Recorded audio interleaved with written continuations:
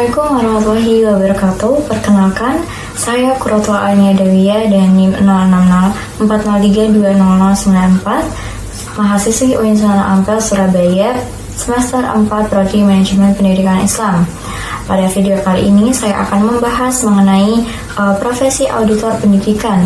Video ini dibuat untuk memenuhi tugas mata kuliah Auditing Pendidikan dengan dosen pengampu Bapak Muhammad Salim MAG. Di sini saya akan membahas 3 poin mengenai yang pertama kriteria audit profesional, yang kedua asosiasi auditor, dan yang ketiga mengenai kode etik auditor. Sebelum menuju ke pembahasan, di sini saya akan membahas sedikit tentang audit. Jadi kita harus mengetahui terlebih dahulu mengenai apa itu audit, lalu apa itu auditor. Jadi, audit merupakan bagian dari fungsi penjaminan mutu. Audit menjadi hal yang penting karena digunakan untuk mengkomparasikan fakta di lapangan dengan standar yang ditetapkan. Selain itu, hasil audit juga berguna sebagai laporan kepada pihak manajemen dalam melakukan peningkatan mutu pendidikan. Dalam prosesnya, seseorang yang bertugas melaksanakan audit disebut sebagai auditor. Langsung saja ke pembahasan yang pertama, yaitu mengenai kriteria audit profesional.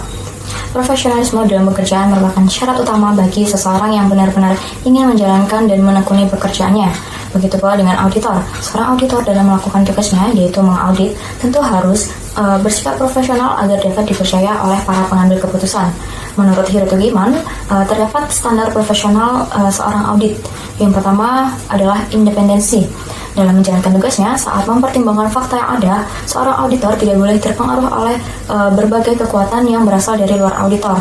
Dalam hal ini, auditor harus bertindak secara objektif. Lalu kriteria auditor yang kedua adalah mengenai kemampuan profesional.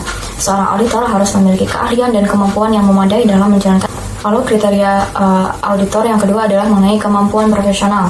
Seorang auditor harus memiliki keahlian dan kemampuan yang memadai dalam menjalankan setiap tugasnya, yaitu harus sesuai dengan standar profesi. Selain itu, diperlukan pengetahuan dan kecakapan hubungan antara manusia dan komunikasi.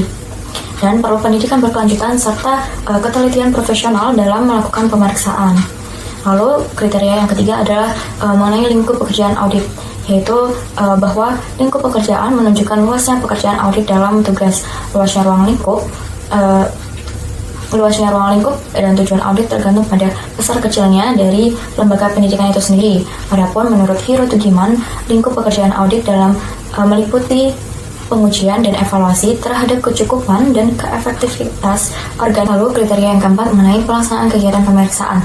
Pelaksanaan kegiatan audit meliputi pemeriksaan, pengujian, dan pengevaluasian informasi, dan pemberitahuan hasil dan menindaklanjuti hasil audit. Lalu kriteria yang terakhir adalah mengenai manajemen bagian audit. Di sini, agar pelaksanaan audit dapat berjalan secara efektif, maka diperlukannya manajemen audit. Dalam hal ini, pemimpin audit bertanggung jawab mengelola bagian audit secara tepat sehingga pekerjaan pemeriksaan memenuhi tujuan umum dan tanggung jawab yang disetujui. Lalu ke pembahasan yang kedua, yaitu mengenai asosiasi auditor. Dalam bidang pendidikan, terutama dalam hal penyelenggaraan akreditasi tingkat sekolah atau madrasah, auditor terdiri dari 2 jenjang, yaitu yang pertama ada Badan Akreditasi Nasional Sekolah atau Madrasah yang disingkat sebagai BANSM di tingkat nasional, lalu yang kedua ada BANSM Provinsi di tingkat provinsi. BANSM dibentuk oleh Mendikbud dan berkedudukan di ibu kota negara, sedangkan BANSM Provinsi dibentuk oleh BANSM dan bertempat di ibu kota provinsi di satu lokasi bersama Lembaga Penjaminan Mutu Pendidikan atau LPMP. BANSM Provinsi dapat dibantu oleh Koordinator Pelaksanaan Akreditasi atau yang disebut sebagai KPASM, Kabupaten atau Kota. KPASM Kabupaten atau Kota dibentuk oleh BANSM Provinsi sesuai keperluan dan kondisi pada masing-masing provinsi atas persetujuan BANSM. KPASM bukan lembaga tersendiri, melainkan bagian dari BANSM Provinsi yang berperan sebagai pelaksana tugas-tugas tertentu di kabupaten atau kota. Adapun struktur organisasi lembaga akreditasi sekolah atau madrasah adalah sebagai berikut.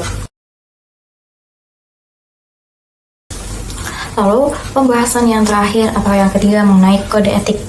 Jadi sebelumnya bahwa kode etik sendiri adalah sistem norma, nilai, atau aturan profesional yang tertulis secara tegas menyatakan apa yang benar dan apa yang baik, dan apa yang tidak benar dan apa yang tidak baik bagi profesional. Jadi kode etik dalam hal ini dijadikan sebagai pedoman oleh auditor untuk menjalankan tugasnya.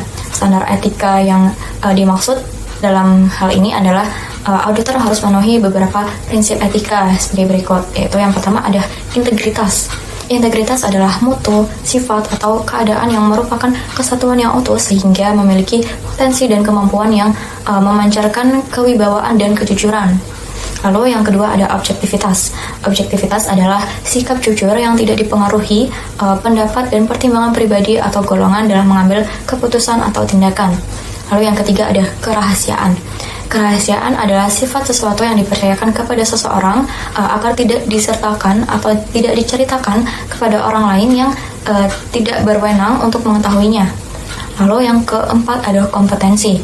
Kompetensi di sini adalah kemampuan dan karakteristik yang dimiliki oleh seseorang berupa pengetahuan, keterampilan, dan sikap perilaku yang diperlukan dalam pelaksanaan tugas jabatannya.